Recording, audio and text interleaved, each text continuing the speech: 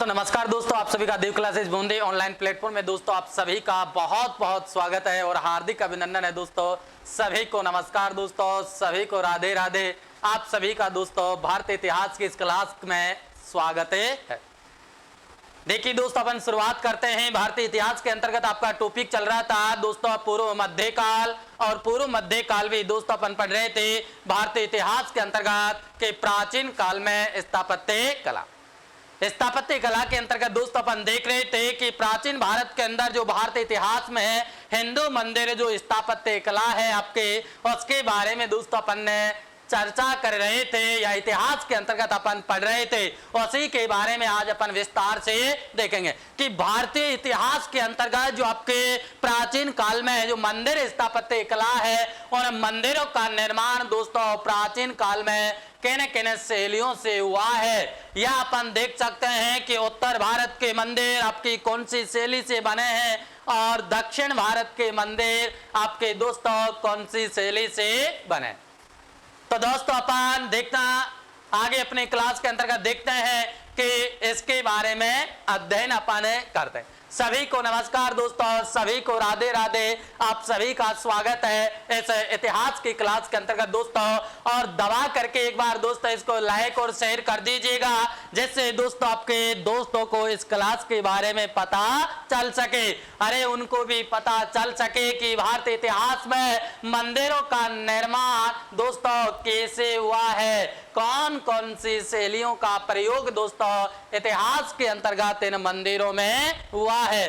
देखिए दोस्तों अपन चलते हैं। कल अपन ने दोस्तों पिछली क्लास के अंतर्गत देखा था कि जो प्राचीन काल में आपके मंदिर स्थापत्य कला है दोस्तों, उस कला के बारे में अपन देख रहे थे कि इसकी शुरुआत अपन ने देखा कि मंदिर शब्द का पहली बार उल्लेख ब्राह्मण ग्रंथ शतपथ में प्राप्त होता है।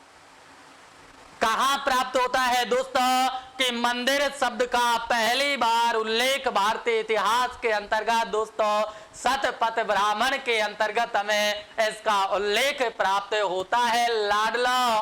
देखिए उसके बाद में अपन ने देखा था क्लास के अंतर्गत दोस्तों बहुत आनंद के साथ में और बहुत अच्छी तरीके से अपन इतिहास को देखेंगे कि आप भी को भी मजा आएगा क्लास के अंतर्गत कि हाँ वास्तव में अपन एक इतिहास देख रहे हैं। आप दोस्तों भारतीय इतिहास के अंतर्गत आपने कहीं अपने इस जीवन के अंतर्गत हजारों मंदिरों के अंतर्गत आप गए होंगे, लेकिन दोस्तों उन मंदिरों को आपने अच्छी तरीके से नहीं देखा और इन मंदिरों से कई बार आपका क्वेश्चन आता है और दोस्तों आप उसको गलत कर देते हैं। लेकिन दोस्तों अपन इन मंदिरों की स्थापत्य कला के बारे में जब पढ़ते हैं तो अब आपका क्वेश्चन गलत नहीं होगा। देखिए चलते हैं दोस्तों, अपन शुरुआत करते हैं। आपका सबसे पहले भारतीय इतिहास में मंदिर निर्माण के प्राचीन काल में 3 शैलियों का उल्लेख हुआ है। कितने शैलियों का दोस्तों? 3 शैलियों का उल्लेख हुआ है। ध्यान देना, आपकी नागर शैली, द्रविड़ शैली और बेसर शैली। इन तीनों शैलियों से दोस्तों प्राचीन काल में भारत के इतिहास के अंतर्गत मंदिरों का निर्माण हुआ था और आज अपन उसी के बारे में दोस्तों अध्ययन करते हैं। चलिए अपन देखते हैं दोस्तों इसके बारे में। सबसे पहले ध्यान देना दोस्तों सभी इधर। सबसे पहले अपन देख रहे थे दोस्तों, कल अपन ने देखा था कि हिंदू मंदिर स्थापत्य की 3 शैलियां हैं, जिनमें आपके नागर शैली, द्रविड़ शैली और बेसर शैली। इन तीनों शैलियों में सबसे पहले दोस्तों अपन अध्ययन करते हैं नागर शैली के बारे में कि भारत के इतिहास में भारत के से भौगोलिक परिदृश्य के अंतर्गत दोस्तों नागर शैली के मंदिर कहां कहां बने और कैसे कैसे बने और किस काल के राजाओं ने नागर शैली में दोस्तों मंदिरों का निर्माण किया है। देखिए अपन देखते हैं सबसे पहले आपके दोस्तों नागर शैली। देखिए नागर शैली के बारे में दोस्तों अपन अध्ययन करते हैं। नागर शैली के बारे में दोस्तों अपन देखते हैं इसके अंतर्गत कि नागर जो शैली है आपके, इसके अंतर्गत क्या है कि इसकी शुरुआत कैसे हुई और इसके अंतर्गत भारत के इतिहास में इसका कौन सा भौगोलिक परिदृश्य आपका आता है और दोस्तों इसके अंतर्गत कौन कौन से मंदिरों का निर्माण हुआ है, आज अपन इस क्लास में इसी के बारे में दोस्तों चर्चा करेंगे। देखिए तो दोस्तों अपन चलते हैं नागर शैली की ओर और सबसे पहले देखते हैं कि नागर शब्द आपका दोस्तों जो नागर शब्द है, ध्यान देना कि जो आपका नागर जो शब्द है दोस्तों यह नगर से बना है। किससे बना है? नगर से बना है। नगर से बना है, ध्यान देना किससे बना है? नागर शब्द दोस्तों आपका नगर शब्द से बना है। और इसी के अंतर्गत दोस्तों देखते हैं कि सर्वप्रथम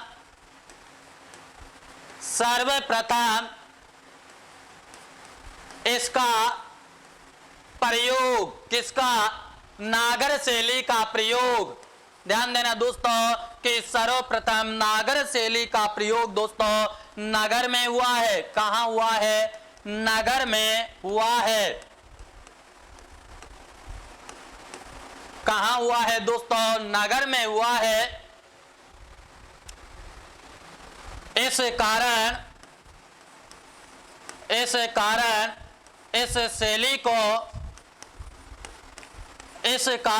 इस शैली को दोस्तों नागर शैली कहा जाता है। भारतीय इतिहास के अंतर्गत कौन सी शैली कहा जाता है दोस्तों?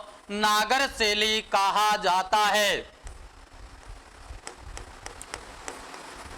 देखिए अपन देख रहे हैं दोस्तों प्राचीन काल में भारतीय मंदिर स्थापत्य के अंतर्गत दोस्तों आपकी पहली शैली जिनसे हमारे देश के इतिहास में कई मंदिरों का निर्माण हुआ और नागर शैली का जो शब्द है दोस्तों आपका नागर, यह शब्द आपका नगर से बना है। और दोस्तों नगर से कैसे बना है कि पहली बार इसका प्रयोग दोस्तों कहां हुआ था? नगर में हुआ था। इसी कारण दोस्तों इसको या इस शैली को नागर शैली भी कहा जाता है। देखिए आगे इसी के अंतर्गत दोस्तों नागर शैली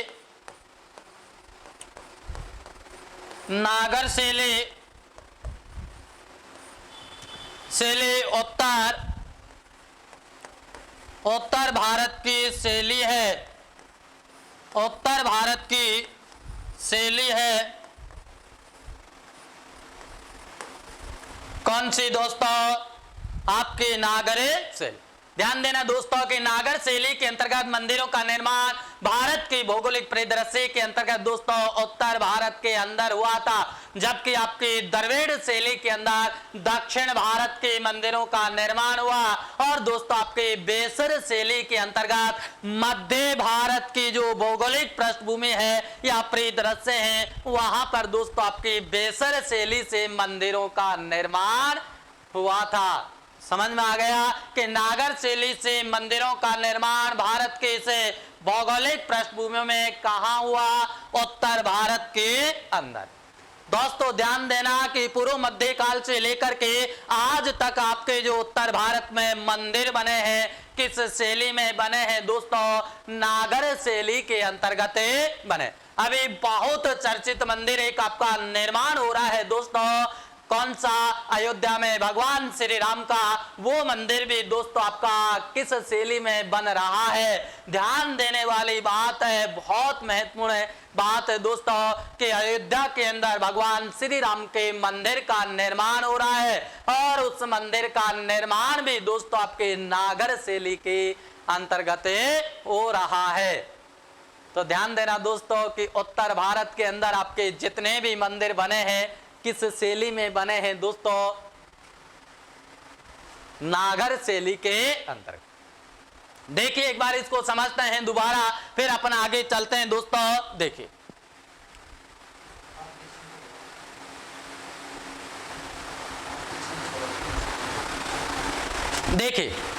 कि आपका जो नागर शैली के अंतर्गत जो नागर शब्द है दोस्तों आपका वो किससे बना है? नगर शब्द से बना है। किससे बना है? नगर शब्द से बना है। पहली बार इस नागर शैली का दोस्तों प्रयोग कहाँ हुआ? नगरों के अंदर हुआ। कहाँ हुआ दोस्तों? नगरों के अंदर इस शैली का पहली बार प्रयोग हुआ था। इस कारण इतिहास के अंतर्गत दोस्तों इस शैली का नाम क्या पड़ गया? नागरे शैली। क्या पड़ गया दोस्तों? नागरे शैली। ध्यान देना दोस्तों कि नागर शैली के अंतर्गत मंदिरों का निर्माण उत्तर भारत के अंतर्गत ही होता है। कहाँ होता है? उत्तर भारत के अंतर्गत। तो यहां तक दोस्तों कोई समस्या नहीं है। देखिए एक बार दोस्तों अपन इसको देखने का प्रयास करते हैं कि नागर शैली के अंतर्गत जो आपके मंदिर है वो कैसे होते हैं, कि उनकी स्थिति किस प्रकार होती है। देखिए दोस्तों,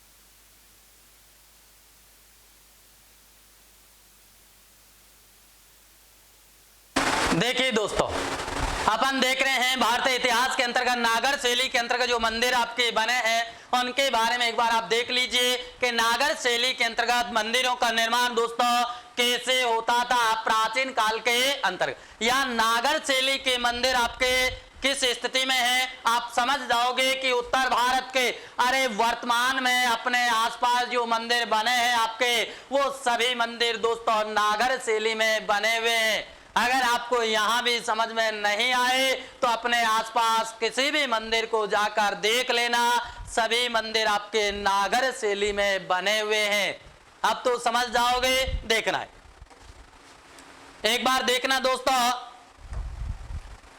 कि आपके जो नागर शैली के मंदिर है इन मंदिरों की स्थिति कुछ इस प्रकार होते थे। इसके अंतर्गत दोस्तों सबसे ऊपर आपका क्या होता था?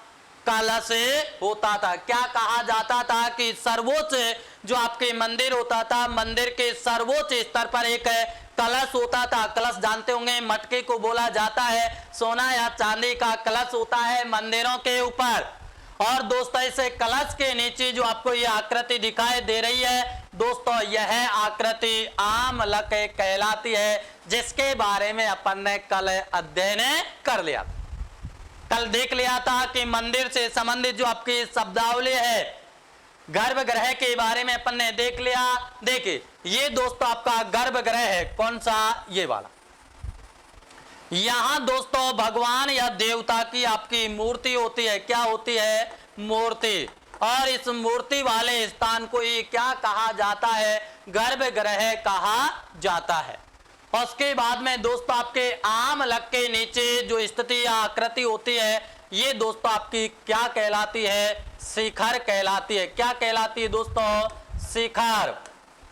ध्यान देना कि मंदिर के ऊपर आपका जो त्रिभुज के आकार में जो आकृति होती है उसे ही दोस्तों क्या कहा जाता है?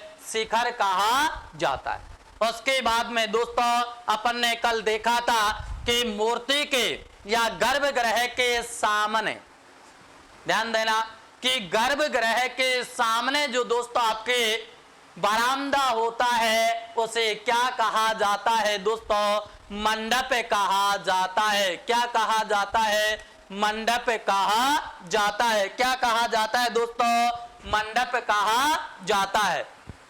और उसके बाद में अपन ने एक देखा था दोस्तों कि इस गर्भगृह के सामने और मंडप के सामने दोस्तों आपका जो बरामदा होता है उसे क्या कहा जाता है दोस्तों? ड्योढ़ी कहा जाता है। क्या कहा जाता है? ड्योढ़ी कहा जाता है। क्या कहा जाता है दोस्तों? ड्योढ़ी कहा जाता है।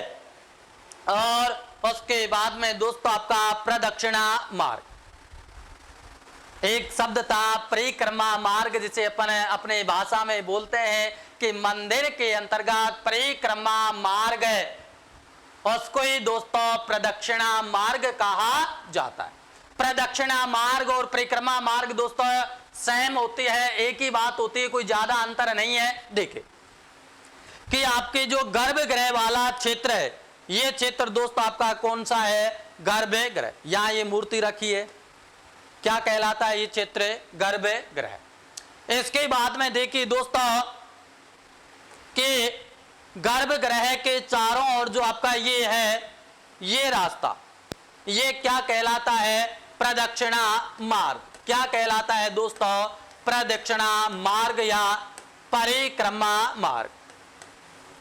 प्रदक्षिणा मार्ग या दोस्तों आपका परिक्रमा मार्ग कहलाता है। कौन सा? जो मूर्ति वाला स्थान है उसे गर्भगृह कहा जाता है, और उसके चारों ओर जो परिक्रमा करने का मार्ग होता है उसे ही प्रदक्षिणा मार्ग कहा जाता है, जो आपका यहां होता है।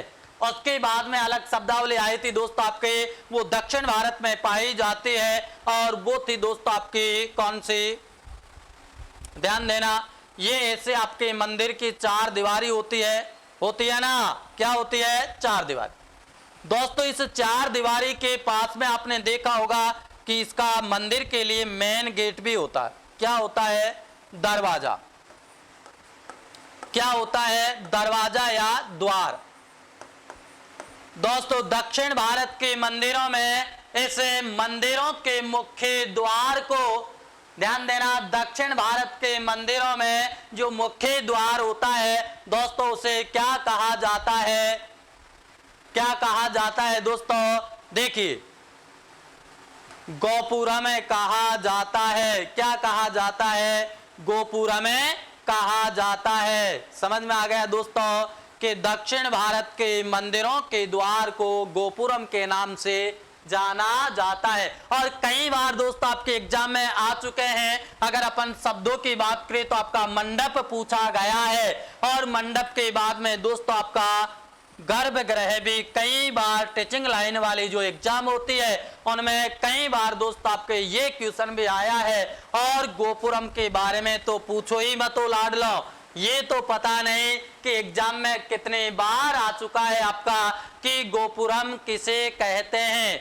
दक्षिण भारत के मंदिरों के द्वार को गोपुरम कहा जाता है। अरे दक्षिण भारत के जो मंदिर होते हैं उनके जो आपके विशाल दरवाजे आपको मिलेंगे, और उन दरवाजों पर इतने अच्छी आकृति और इतने सुंदर तरीके से दोस्तों उन मंदिरों के दरवाजे को या द्वारों को बनाया जाता है कि उसको ही क्या कहा जाता है? इतिहास में गोपुरम के नाम से जाना जाता है। तो बताइए दोस्तों समझ में आए क्या? अरे ये आपके नागर शैली में बने मंदिर का चित्र है। उत्तर भारत के सभी मंदिर दोस्तों आपको ऐसे शिखर वाले प्राप्त होंगे। अरे ऊंचा दरवाजा बनाया जाता है, पहले आपने देखा होगा मंदिर के लिए ऊंचा चबूतरा बनाया जाता है, और उस चबूतरे पर दोस्तों आपके गर्भगृह बनाया जाता है, और गर्भगृह के ऊपर दोस्तों उसके आगे मंडप बनाया जाता है, और मंडप और गर्भगृह के ऊपर दोस्तों आपका त्रिभुजाकार आकृति में ये शिखर बनाया जाता है। क्या बनाया जाता है? शिखर। उत्तर भारत के मंदिरों का दोस्तों जो चोटी होती है, टावर नुमा जो आकृति होती है वो आपकी ऐसे होती है, जबकि दक्षिण भारत में अलग स्थिति है, वहां ऐसे शिखर नहीं मिलेंगे आपको। वहां भी अपन देखेंगे, जब आपकी द्रविड़ शैली अपन देखेंगे दोस्तों तो उसके बारे में भी अपन देखेंगे। तो यहां तक कोई समस्या दोस्तों नहीं है, तो आगे चलिए देखते हैं। इसके अंतर्गत दोस्तों अपन देखते हैं आपके इसे नागर शैली के अंतर्गत देखिए कि इसका विस्तार, इसका मतलब नागर शैली का विस्तार, इसका विस्तार कहां से लेकर कहां तक है? विस्तार हिमालय पर्वतमाला से लेकर हिमालय पर्वतमाला से लेकर दक्षिण में विंध्याचल, दक्षिण में विंध्याचल पर्वतमाला तक है। पर्वतमाला तक है। किसका प्रयोग दोस्तों या किसका विस्तार? नागर शैली का विस्तार। एक बार इधर देखने का प्रयास कीजिए। अपन भौगोलिक पृष्ठभूमि के अंतर्गत दोस्तों आपके इस नागर शैली को भी अपन देखते हैं। देखिए कि भारत की जो आपकी आकृति है कुछ ऐसी है, ध्यान देना।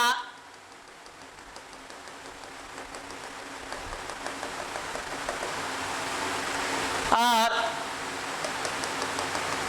यह आपका टूटा फूटा भारत का कुछ मैप आपके सामने बन गया है, बन गया।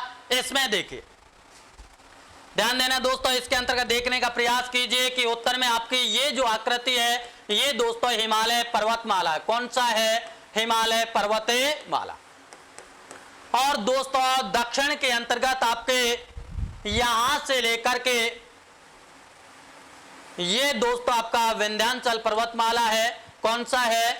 विंध्याचल पर्वतमाला, विंध्याचल पर्वतमाला। ध्यान देना कि उत्तर भारत में हिमालय से लेकर विंध्याचल पर्वतमाला और इसके अंतर्गत दोस्तों आपकी जिस शैली का मंदिर स्थापत्य में प्रयोग हुआ है वो दोस्तों आपकी कौन सी शैली है? नागर शैली। कौन सी है दोस्तों? नागर शैली। कि हिमालय से लेकर दक्षिण में विंध्याचल पर्वतमाला तक मंदिरों के निर्माण के लिए जिस शैली का प्रयोग किया गया है दोस्तों, कौन सी शैली है? नागर शैली। और उसके बाद में अपन देखते हैं आगे नीचे आपका, देखिए दोस्तों कि आपकी यहां पर कृष्णा नदी है एक दक्षिण में। कौन सी नदी है दोस्तों? कृष्णा नदी। कृष्णा नदी से लेकर के दोस्तों आपका एक स्थान है यहां कन्याकुमारी। कौन सा है? कन्याकुमारी। दक्षिण के अंतर्गत कृष्णा नदी से लेकर कन्याकुमारी तक का जो क्षेत्र है दक्षिण भारत के अंतर्गत, इस क्षेत्र के अंतर्गत दोस्तों आपके मंदिर निर्माण के द्रविड़ शैली का प्रयोग हुआ है। कौन सी शैली दोस्तों? द्रविड़ शैली। इस क्षेत्र में किस शैली से मंदिरों का निर्माण किया जाता था? द्रविड़ शैली से इस क्षेत्र में मंदिरों का निर्माण किया जाता था। अब ध्यान देना, एक शैली आपकी और बच गई है और उसके बारे में देखिए दोस्तों कि आपके विंध्याचल पर्वतमाला से लेकर दोस्तों कृष्णा नदी तक का जो आपका क्षेत्र है, इस क्षेत्र में दोस्तों कौन सी शैली का मंदिरों में प्रयोग हुआ है? ध्यान देना, बेसर शैली। कौन सी शैली? बेसर शैली। अरे ध्यान देना लाडलो, तो समझ में आ गया होगा कि कृष्णा नदी से उत्तर, कृष्णा नदी के उत्तर में और विंध्याचल पर्वत श्रेणी के दक्षिण में जिस शैली का प्रयोग हुआ है मंदिर स्थापत्य के लिए, कौन सी शैली है? आपकी बेसर शैली। एक बार दोबारा इसको समझने का प्रयास कीजिएगा, आपके समझ में आ जाएगा दोस्तों तीनों शैलियां। देखिए इसके अंतर्गत दोस्तों नागर शैली का प्रयोग आपके उत्तर भारत के अंतर्गत हुआ है। हिमालय पर्वतमाला से लेकर के दक्षिण में आपके विंध्याचल पर्वतमाला तक का जो क्षेत्र है, इस क्षेत्र में दोस्तों आपके किस शैली से मंदिर बनाए जाते थे? नागर शैली से मंदिर बनाए जाते। उसके बाद कृष्णा, दक्षिण भारत में कृष्णा नदी से लेकर के दक्षिण में तमिलनाडु के कन्याकुमारी तक का जो क्षेत्र है, इस क्षेत्र में दोस्तों आपके द्रविड़ शैली का प्रयोग होता था। किस शैली का दोस्तों? द्रविड़ शैली का प्रयोग होता। उसके बाद में के विंध्याचल पर्वतमाला के दक्षिण से लेकर के दोस्तों कृष्णा नदी के उत्तर तक के क्षेत्र में आपके बेसर शैली से दोस्तों मंदिरों का निर्माण किया गया है। इस क्षेत्र में दोस्तों आपके द्रविड़ शैली और नागर शैली दोनों शैलियों के मिश्रण से जो आपकी तीसरी शैली का विकास हुआ है या तीसरी शैली का निर्माण हुआ है, वो शैली दोस्तों आपकी बेसर शैली थी। इस शैली में दोस्तों आपको नागर शैली और द्रविड़ शैली दोनों शैलियों के मिश्रण से मंदिरों का निर्माण मिलेगा। तो यहां तक दोस्तों कोई समस्या नहीं है। आगे देखिए अपन इसी के अंतर्गत नागर शैली के अंतर्गत अपन देखते हैं। तो देखिए दोस्तों कि इस शैली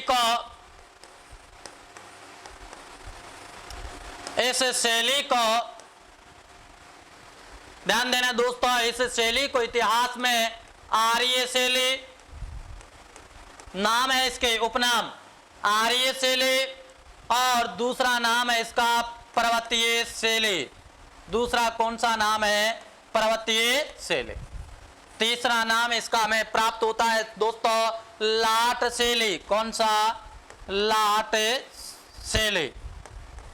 दोस्तों इस नागर शैली को लाट शैली गुजरात के अंतर्गत कहा जाता है। कहाँ कहा जाता है? गुजरात के अंतर्गत दोस्तों नागर शैली का क्या नाम प्राप्त होता है? लाट शैली। उसके बाद में दोस्तों आपके अगला नाम हमें प्राप्त होता है कलिंग शैली। कौन सी शैली? कलिंग शैली। दोस्तों नागर शैली को कलिंग शैली आपके उड़ीसा के अंतर्गत कहा जाता है। कहाँ कहा जाता है? उड़ीसा के अंतर्गत। ये दोस्तों इतिहास में हमें इसके कुछ नाम प्राप्त होते हैं आपके नागर शैली। एक बार देखिए दोस्तों, दोबारा से अपन इसका एक्सप्लेन कर देते हैं, दोबारा से इसको देख लेते हैं। आप सभी भी इधर देखने का प्रयास कीजिए दोस्तों। सभी को नमस्कार, सभी को राधे राधे। दोस्तों देखिए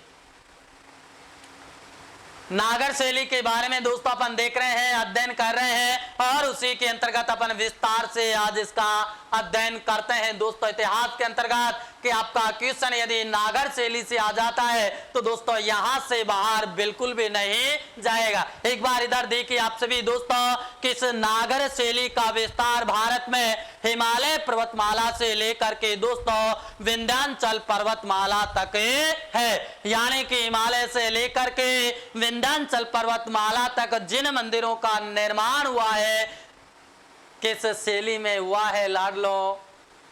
नागर शैली। उसके बाद में दोस्तों कि इस शैली को, अरे इसका मतलब है नागर शैली को, दोस्तों नागर शैली को इतिहास में आर्य शैली भी कहा जाता है। क्यों कहा जाता है? क्योंकि उत्तर भारत आपका आर्यावर्त था, आर्यों की भूमि थे, इसी कारण दोस्तों इस शैली को आर्य शैली भी कहा जाता है। उसके बाद में दोस्तों नागर शैली को पर्वतीय शैली भी कहा जाता है, क्योंकि उत्तर भारत के अंदर हिमालय पर्वत और विंध्याचल पर्वत तक के जो शैली है दोस्तों, इस शैली के अंतर्गत मंदिरों का सर्वाधिक निर्माण पर्वतों के ऊपर हुआ था। इसी कारण इतिहास में इसको पर्वतीय शैली भी कहा जाता है। ध्यान देना दोस्तों, उत्तर भारत के अंतर्गत जब आपके मंदिर हमें प्राप्त होते हैं, आप आपके आसपास के क्षेत्रों में भी देख लीजिएगा लाडला कि सर्वाधिक मंदिर पर्वतों के ऊपर ही स्थापित है। इसी कारण नागर शैली को दोस्तों पर्वतीय शैली भी कहा जाता है। आगे देखिए दोस्तों कि इस शैली को, नागर शैली को दोस्तों लाट शैली के नाम से भी जाना जाता है। क्यों? क्योंकि दोस्तों गुजरात जो राज्य है भारत का, इस गुजरात के अंतर्गत नागर शैली को स्थानीय भाषा में लाट के नाम से जाना जाता है। कई बार दोस्तों एग्जाम में आया है कि गुजरात के अंतर्गत नागर शैली को किस नाम से जाना जाता है? दोस्तों लाट शैली के नाम से जाना जाता। आगे देखिए कि दोस्तों इसको अगला नाम देखते हैं अपन कि इस नागर शैली को कलिंग शैली के नाम से भी जाना जाता है। अब कलिंग शैली क्यों कहा जाता है? इसके दोस्तों भारत का राज्य है एक आपका उड़ीसा, और उड़ीसा के अंदर आपके जितने भी मंदिर बने हैं वो सभी मंदिर दोस्तों आपके नागर शैली से अंतर्गत बने हैं और इसको स्थानीय भाषा में उड़ीसा राज्य के अंतर्गत दोस्तों कलिंग की शैली कहा जाता है। तो दोस्तों इस शैली के कुछ उपनाम आपके इस प्रकार है, एक बार आप इसको देख लीजिए, फिर अपन आगे चलते हैं। दोस्तों देखिए,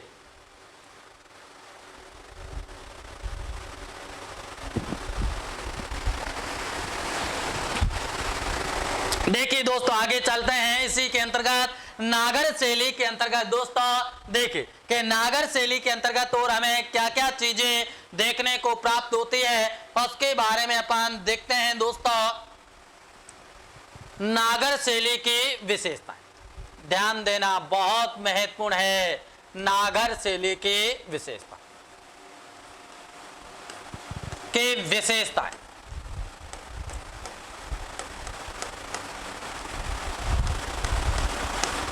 देखिए दोस्तों कौन कौन सी विशेषता है आपकी जो नागर शैली के अंतर्गत हमें प्राप्त होती है। एक बार इधर देखने का प्रयास कीजिए लाडलो, कितना आनंद आ रहा होगा कि आपने मंदिरों को अच्छी भांति देखा है, लेकिन फिर भी दोस्तों यहाँ मंदिर निर्माण से संबंधित कुछ तथ्यों के बारे में अपन अध्ययन कर रहे हैं। अगर आपने एक बार इसको यहाँ पढ़ लिया, जब भी आप मंदिरों की यात्रा करोगे दोस्तों तो वास्तव में आपको वहां पता चल जाएगा कि वास्तव में ये क्या है, इस भाग को क्या कहा जाता है, इस भाग को क्या कहा जाता है। आप स्वयं वहां भी इसका प्रैक्टिकल दोस्तों कर सकते हैं। तो एक बार इधर देखिए विशेषता अपन देखते हैं। दोस्तों देखिए विशेषता के अंतर्गत दोस्तों सबसे पहले आपकी विशेषता आती है इस नागर शैली की दोस्तों, और पहली विशेषता है कि नागर शैली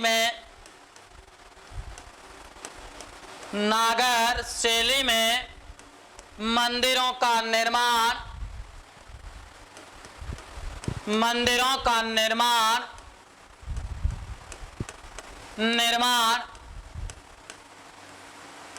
ऊंचे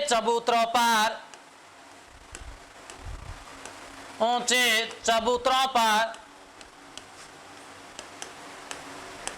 किया जाता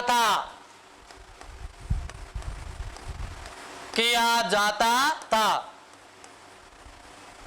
अब जाकर के देखना लाडला कि मंदिरों का उत्तर भारत के सभी मंदिरों का निर्माण नागर शैली के अंतर्गत हुआ है। और दोस्तों नागर शैली की पहली विशेषता है कि जो भी मंदिर बने हैं इस शैली में वो आपके ऊंचे चबूतरों पर इन मंदिरों का निर्माण हुआ है। अब देख लेना, यदि आपने नहीं देखा है तो एक बार जाकर के बड़े बड़े मंदिरों का दोस्तों यात्रा करना और आपको पता चले जाएगा। दूसरी विशेषता देखिए लाडला, देखिए दूसरी विशेषता के अंतर्गत दोस्तों अपन देखते हैं कि इस शैली में मंदिरों का गर्भगृह, ध्यान देना, इस शैली में मंदिरों का गर्भगृह है, अरे गर्भगृह वही है मूर्ति वाला स्थान, मंदिरों का गर्भगृह वर्गाकार, ध्यान देना दोस्तों कि मंदिरों का गर्भगृह किस आकृति में बनाया जाता था, वर्गाकार आकृति में वर्गाकार होता था। अब देख लेना, अब नहीं देखा तो, अब तक आपने नहीं देखा तो अब जाकर के देख लेना कि मूर्ति वाला स्थान दोस्तों आपका कैसा बनाया जाता है, वर्गाकार आकृति में बनाया जाता है। एक बार ढंग से जाकर के निरीक्षण करना लाडलो कि वास्तव में ऐसा ही होता है क्या, नागर शैली के अंतर्गत मंदिरों का निर्माण। देखिए अगली विशेषता अपन देखते हैं दोस्तों इसी शैली के अंतर्गत, देखिए नागर शैली के मंदिर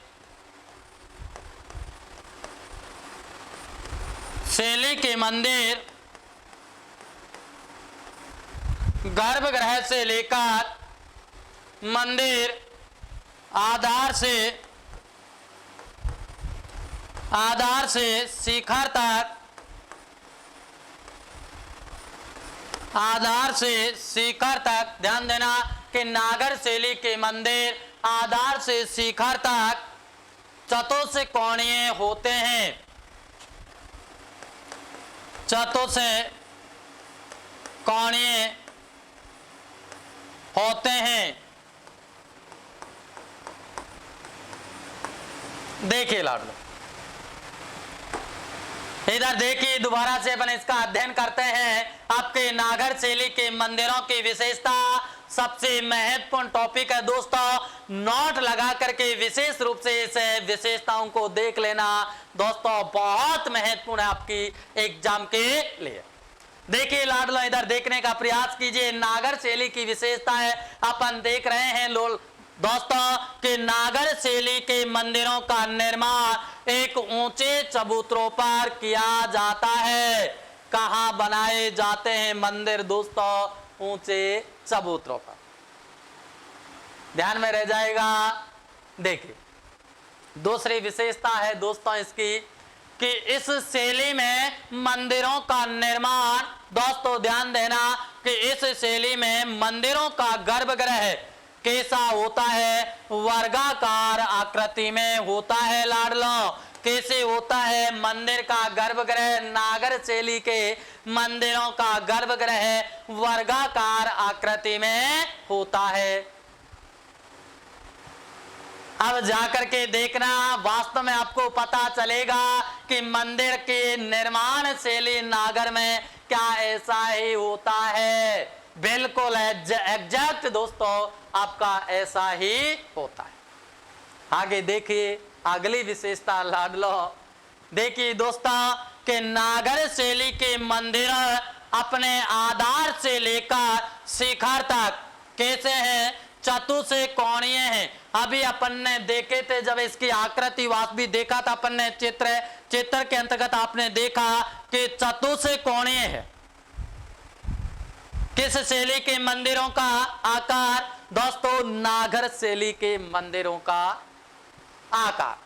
तो यहां तक लाडलो कोई समस्या नहीं है। देखिए तो आगे चलिए दोस्तों हमारे साथ नागर शैली के मंदिरों के अंतर्गत। देखिए दोस्तों अपन देखते हैं अब नागर शैली के प्रमुख मंदिर। नागर शैली के प्रमुख मंदिर के नागर शैली के अंतर्गत दोस्तों उत्तर भारत में कौन कौन से आपके मंदिरों का निर्माण हुआ है जो आपके प्रसिद्ध है दोस्तों, उसके बारे में एक बार अपन देखते हैं कि कौन कौन से आपके मंदिर है। देखिए आप भी बताने का प्रयास कीजिए, देखिए कमेंट बॉक्स के अंतर्गत कि नागर शैली के अंतर्गत उत्तर भारत में राजपूत काल के अंतर्गत कौन कौन से मंदिरों का निर्माण हुआ है। लाडलो एक बार बताइएगा कि वास्तव में उत्तर भारत के अंतर्गत नागर शैली के अंतर्गत कौन कौन से आपके मंदिरों का निर्माण हुआ है जो इतिहास में प्रसिद्ध है। इंतजार है दोस्तों आपके क्वेश्चन का, सॉरी आंसर का, मैं इंतजार कर रहा हूं। देखिए चलते हैं दोस्तों, चर्चा करते हैं इस इतिहास की क्लास में दोस्तों आनंद के साथ। सबसे पहले दोस्तों अपन देखेंगे राजपूत काल के अंतर्गत आपके खजुराहो के मंदिर। खजुराहो के मंदिर, ध्यान देना दोस्तों आपके खजुराहो के मंदिर मध्य प्रदेश के खजुराहो में बने हुए हैं। कहां बने हैं? मध्य प्रदेश के खजुराहो में बने। राज्य आपका मध्य प्रदेश है, स्थान आपका खजुराहो है और वहां पर आपके ये मंदिर बने हैं। और दोस्तों सभी मंदिर खजुराहो के नागर शैली के अंतर्गत बने थे। तो यहां तक कोई समस्या लाडलो नहीं है। देखिए चर्चा करते हैं कि इन मंदिरों का निर्माण किसने करवाया और कौन कौन से देवताओं या भगवानों के यहाँ मंदिर बने हैं दोस्तों। इन सब के बारे में अपन देखते हैं। देखिए तो दोस्तों अपन चर्चा करते हैं कि आपके नागर शैली में बने हुए खजुराहो के मंदिर के बारे में अपन देखते हैं। और सबसे पहले देखिए दोस्तों कि इन मंदिरों का निर्माण, इन मंदिरों का मतलब है खजुराहो के मंदिरों का निर्माण, इन मंदिरों का निर्माण चंदेल शासकों द्वारा, चंदेल शासकों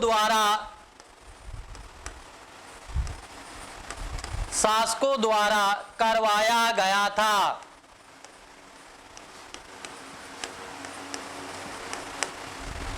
समझ में आ गए दोस्तों। पहला क्वेश्चन आपका यही आता है, कई बार पूछा गया है दोस्तों इस एग्जाम के अंतर्गत कि खजुराहो के मंदिरों का निर्माण किस वंश के समय में हुआ है। चंदेल वंश या चंदेल शासकों के समय में दोस्तों नागर शैली के अंतर्गत खजुराहो के मंदिरों का निर्माण हुआ है।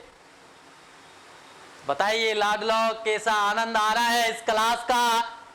देखिए इतिहास ऐसा ही है दोस्तों आपका कि इसको अपन आनंद के साथ में बहुत अच्छे तरीके से दोस्तों इस इतिहास को अपन देख रहे हैं। आपको भी नहीं लगता होगा दोस्तों कि हम इतिहास पढ़ रहे हैं। पता चल गया दोस्तों कि आपके खजुराहो के मंदिरों का निर्माण भारत के राजपूत शासक चंदेल वंश के राजाओं ने नागर शैली में इन मंदिरों का निर्माण करवाया था लाडलो।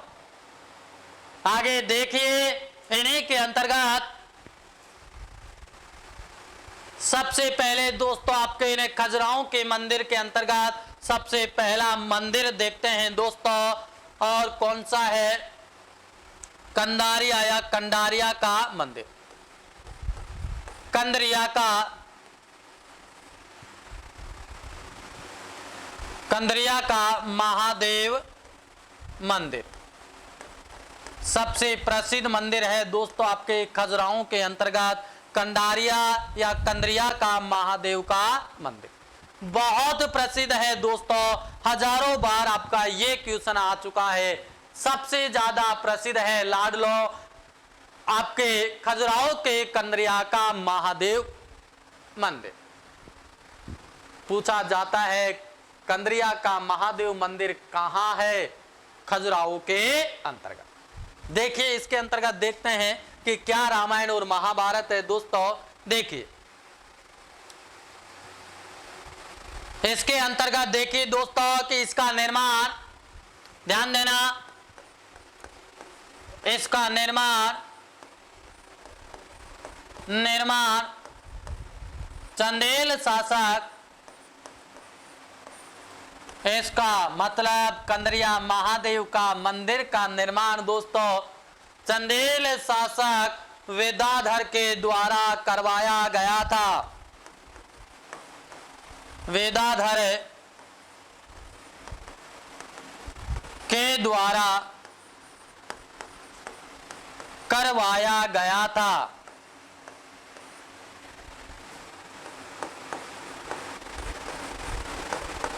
देखिए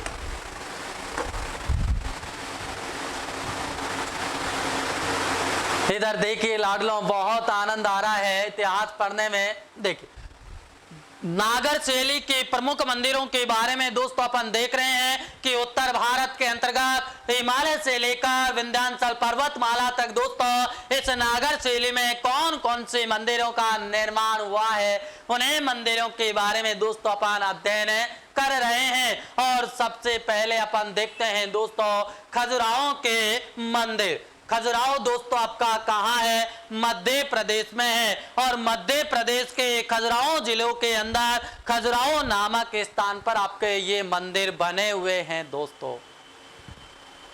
देखिए इसमें कि इन मंदिरों का निर्माण, अरे खजुराहो के मंदिरों का निर्माण चंदेल शासकों के द्वारा करवाया गया था। कई बार पूछा है लाडलो कि चंदेल शासकों के द्वारा खजुराहो के मंदिरों का निर्माण करवाया गया था।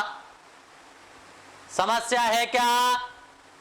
नहीं है। देखिए आगे दोस्तों बहुत आनंद के साथ में कि सबसे प्रसिद्ध मंदिर है खजुराहो का दोस्तों कंडारिया या कंदरिया का महादेव मंदिर। कौन सा मंदिर है दोस्तों के कंदरिया का महादेव मंदिर। इस मंदिर का निर्माण दोस्तों आपके चंदेल वंश के महान शासक कौन विदाधर चंदेल के द्वारा इस कंदरिया महादेव के मंदिर का निर्माण करवाया गया था। तो दोस्तों यहां तक कोई समस्या, अरे समझ में तो आ रही है ना दोस्तों। अरे लाड लो, अरे इतने सीधे भी बहुत ज्यादा सीधे हो रहे आप, बताते ही नहीं हो रहे दोस्तों। कम से कम बता तो दीजिएगा कि समझ में आ रहा है या नहीं आ रहा है।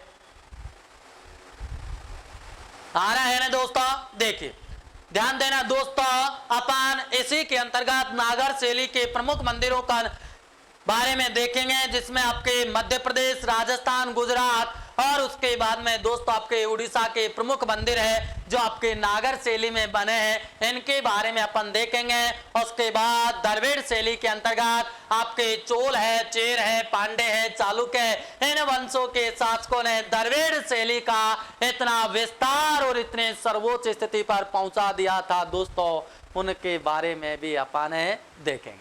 फिर उसके बाद आपकी बेसर शैली आती है। तो दोस्तों यह टॉपिक आपका सिलेबस में नहीं है, फिर भी आपकी एग्जाम में यहां से दोस्तों क्वेश्चन जरूर आता है। तो दोस्तों मिलते हैं कल इसी जोश के साथ और इसी आनंद के साथ। क्लास का दोस्तों आनंद भी लीजिएगा और अपने दोस्तों को भी बताने का प्रयास कीजिएगा, जिससे दोस्तों उन्हें भारतीय प्राचीन भारत के अंतर्गत नागर शैली के मंदिरों के बारे में पता चल जाएगा कि वास्तव में मंदिर ऐसे बनते थे।